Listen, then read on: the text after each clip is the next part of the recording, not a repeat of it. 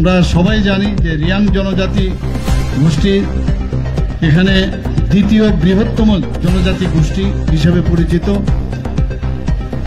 এবং ত্রিপুরী জনজাতি গোষ্ঠীর পরেই এই রাজ্যে তাদের বসবাস। জানা যায় যে বর্তমানে যে বাংলাদেশের যে চট্টগ্রাম পর্বত সেখান থেকে ওনারা অনেক আগে ত্রিপুরাতে এসেছিলেন। আমরা সবাই জানি যে রিয়াং জনজাতি গোষ্ঠী এখানে দ্বিতীয় বৃহত্তম জনজাতি গোষ্ঠী হিসেবে পরিচিত এবং ত্রিপুরী জনজাতি গোষ্ঠীর পরেই এই রাজ্যে তাদের বসবাস। জানা যায় যে বর্তমানে যে বাংলাদেশের যে চট্টগ্রাম পর্বত সেখান থেকে ওনারা অনেক আগে ত্রিপুরাতে এসেছিলেন।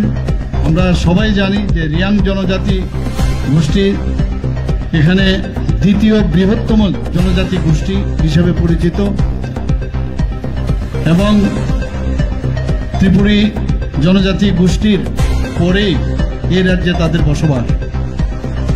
জানা যায় যে বর্তমানে যে বাংলাদেশের যে চট্টগ্রাম পর্বত সেখান থেকে ওনারা অনেক আগে ত্রিপুরাতে এসেছিলেন।